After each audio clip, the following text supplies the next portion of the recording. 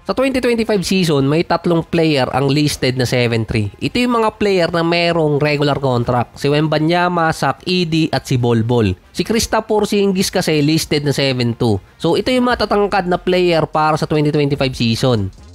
Pero sa technicality, ang pinakamatangkad na player ngayon sa NBA si Jamarion Sharp ng Dallas Mavericks. 7'5 ang height na merong wingspan na 7'9. Pero kung ikukumpara siya kay Wemby na 7'3 ang height na meron namang 8 feet wingspan. Kung pagbabasihan yun sa NBA sa scouting, yung wingspan ni Sharp ay nasa average pa lang ngayon. Pero ang standing reach niya, ang pinakamataas pa rin so far, 9'10. Kapag tumiad siya, abot niya yung ring. Mas mataas pa yung kay Wemby at kay Boban. May bago ng taga-ayos ng ring at taga-kuha ng bola ang Dallas kapag na-stuck sa ibabaw ng board. Ang Dallas mayroong 14 sa kanilang roster. May isang player pa ang mababakante doon dahil si Exum nasa injured list. Nasa 13 ngayon ang player sa roster ng Dallas. Si Markieff Morris nag-sign siya ng contract pero hindi pa siya sigurado sa main roster. Meron 3 player sa 2-way contract ng Dallas. May report na binitawan na nila si AJ Lawson. Mag-o-open yung isang spot at posibleng 2 pa kung sakali dali aangat yung isang nasa 2-way contract sa main roster. So ito ang structure ng lineup ng Dallas. Para maging tallest player si Jamarion Sharp sa NBA, kailangan niya makakuha ng kontrata sa main roster o 2-way contract. Isang defensive player na sabi nga ng iba sa mga write-ups, siya yung kabaliktaran ni Bol Bol. Sa college, 2-time block leader at 2-time conference defensive player of the year.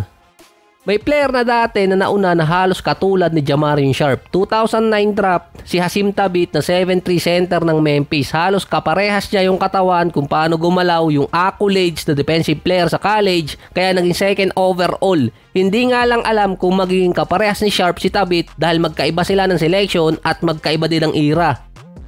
Nung time kasi ni Thabeet, marami pa nung fundamental at traditional na mga big man tulad ni Dwight Howard, si Brook Lopez nung kalakasan pa, si Tim Duncan, si Mehmet Okur at yung iba pa.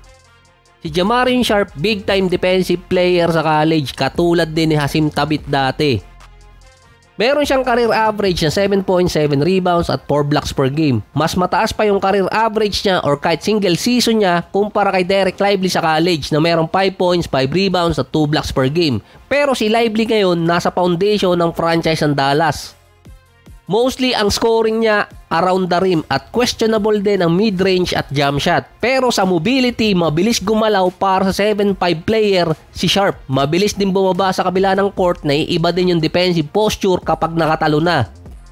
Yung mga taga-Utah Jazz nga kapag sinusubukang banggain yung depensa nitong si Sharp napapalpal lang. Rim protector na magpapatindi sa defense ng Dallas. Ang pinaka-best game niya yung sa Utah Jazz pa rin sa preseason. Meron siyang average sa preseason din na 2 points at 2 rebounds per game. Mas better average pa rin yun sa loob ng 9 minutes kumpara sa ibang player.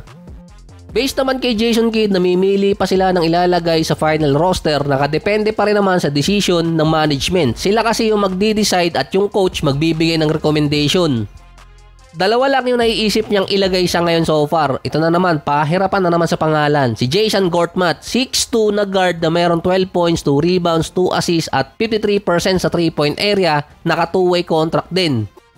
Pwede din magbago di umano ang isip niya dahil kay Jamarion Sharp. Rim protector at maganda yung pinakita versus Utah Jazz katulad ng hinahanap niya kay Gafford at Lively. Twin tower na kasi para sa Dallas, pwede namang 3 tower. Yung kay Kessler Edward meron siyang injury kaya hindi pa nakakalaro. Pero nakapirma siya ng 2-way contract at ngayon hindi pa siguradong mariretain yun.